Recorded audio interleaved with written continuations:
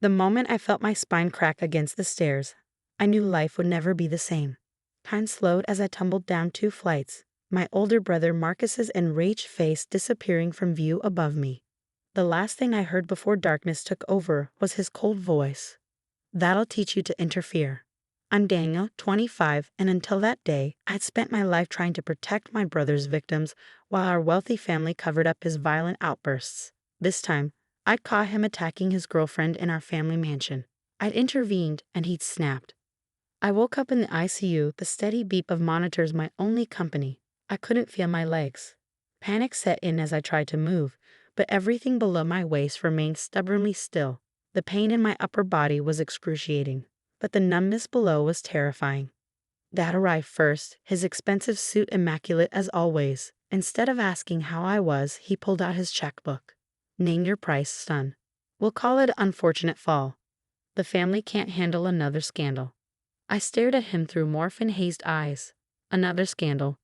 Like when Marcus put his last girlfriend in the hospital and you paid her family to move away.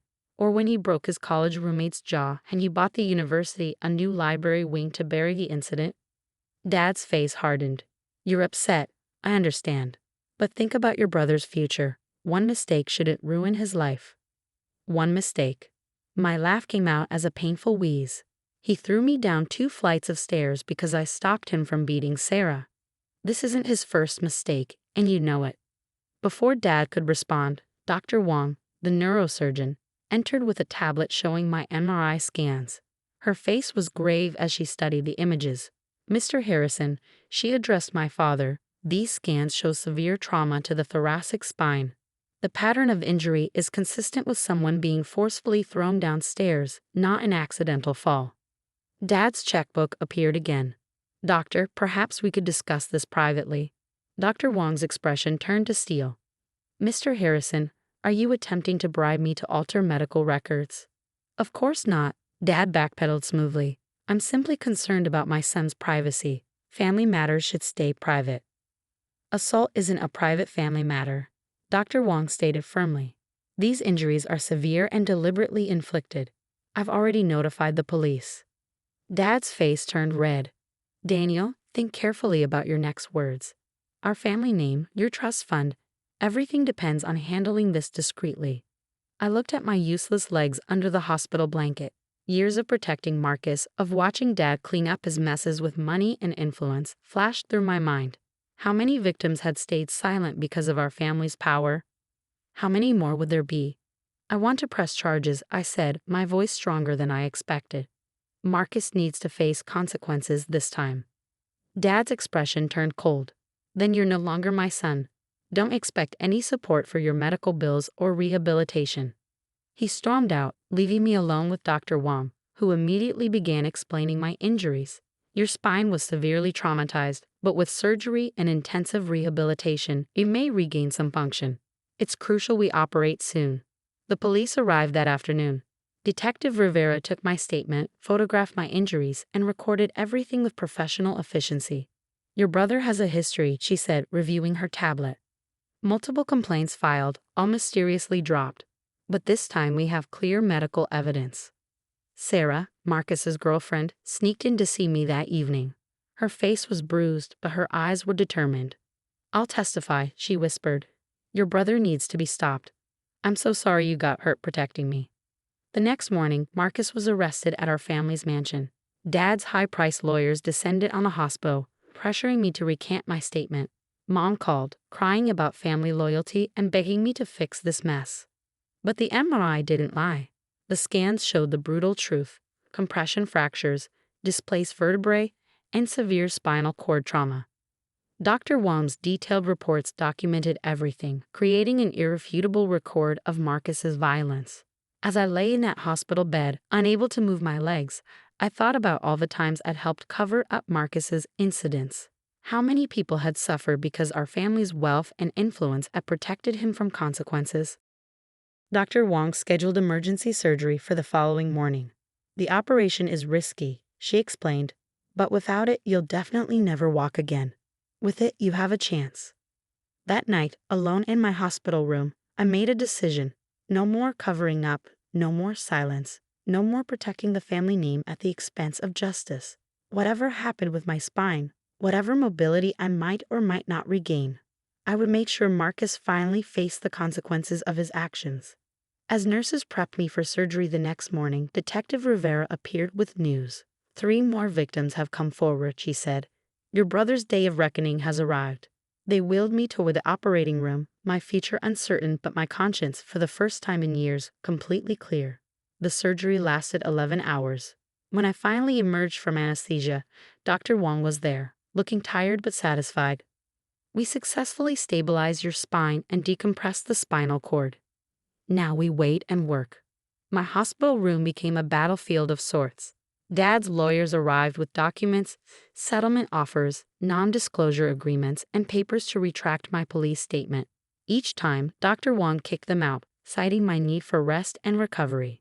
Marcus was denied bail due to his history of violence and the severity of my injuries. The prosecutors discovered a pattern spanning years: assaults, harassments, and violence covered up by our family's money and influence. One afternoon, Mom slipped into my room while I was doing my first attempts at physical therapy. She watched as I struggled with simple arm exercises, my legs still unresponsive. Your brother's in jail because of you, she said softly. He's sleeping on a concrete bed while you're destroying our family's reputation. The physical therapist, Jake, paused our session. Mrs. Harrison, if you're here to distress my patient, I'll have to ask you to leave. I met my mother's eyes. Marcus put himself in jail, Mom. I'm just done helping him hide who he really is. She left in tears, her expensive heels clicking down the hospital corridor. Jake resumed our exercises, his face sympathetic but professional. Family's complicated, he said, but right now, your only job is to focus on healing. 3 weeks after surgery, I experienced the first flicker of sensation in my toes. Dr. Wong called it a promising sign, though she cautioned against excessive optimism. Spinal cord recovery is unpredictable, she explained. We'll take every small victory. Sarah visited regularly, bringing updates about the case. More victims had come forward. A total of 7 people Marcus had assaulted over the years. Each story followed the same pattern. Violence followed by our family's money silencing the victims. Your parents tried to contact me, she said during one visit. Offer me enough money to start a new life somewhere else. I told them I'd rather see justice served. The district attorney built a strong case. Between my medical evidence, Sarah's testimony, and the other victims coming forward, Marcus's history of violence was finally exposed. Our family's name appeared in newspapers, but not in the society pages this time. Dad made one final attempt to stop me from testifying. He appeared in my room late one evening, looking older than I'd ever seen him. I've got a deal for you, he said, placing a document on my bed. Full medical coverage, a house of your own, and a lifetime trust fund. All you have to do is tell the court you don't remember what happened. I looked at the papers, then at my legs, where feeling was slowly, painfully returning. How many times have you done this, Dad? How many people has Marcus hurt while you cleaned up after him? I was protecting our family, he insisted. No, I countered. You were protecting Marcus while he destroyed lives, including mine. Physical therapy became my sanctuary. Jake pushed me hard, celebrating every tiny improvement. Sensation gradually returned to my legs, though movement was still minimal. The pain was constant, but it meant my nerve pathways were alive, fighting to recover. Detective Rivera brought news that changed everything. We found Marcus's old phones, she said. He recorded his attacks. Kept them like trophies. Your fall was on there too. The video showed everything. My attempt to protect Sarah, Marcus's rage, and the deliberate way he threw me down those stairs. The prosecution now had irrefutable evidence of attempted murder. Dr. Wong continued to be my strongest advocate, fighting with insurance companies and documenting every aspect of my recovery for the court. Your healing journey is evidence, she explained. Every surgery, every therapy session, every small gain shows the impact of what was done to you. 6 weeks after surgery, I moved my left leg for the first time. It was just a small twitch, but Jake whooped like we'd won an Olympic medal. This is just the beginning, he promised, already adjusting my therapy plan. Sarah brought unexpected news that evening. Your Aunt Caroline is back. She says she left years ago because of Marcus's violence and your parents' cover-ups. She wants to help. Aunt Caroline had disappeared from our lives when I was 15, shortly after Marcus had one of his incidents. I always wondered why she cut contact. Now I knew. She arrived the next day, taking one look at my medical setup before declaring, "You're coming to live with me during recovery. I've already hired the best physical therapy team." For the first time since my fall, I felt tears escape. Someone from my family was finally choosing to protect the victim instead of the abuser. As spring turned to summer, I learned to navigate my new reality. My legs were slowly regaining function, but doctors said I might need a cane permanently. But watching Marcus finally face consequences, seeing our parents' protection shattered, made every painful step worth it.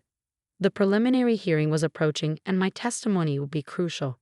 But this time, no amount of money could buy my silence.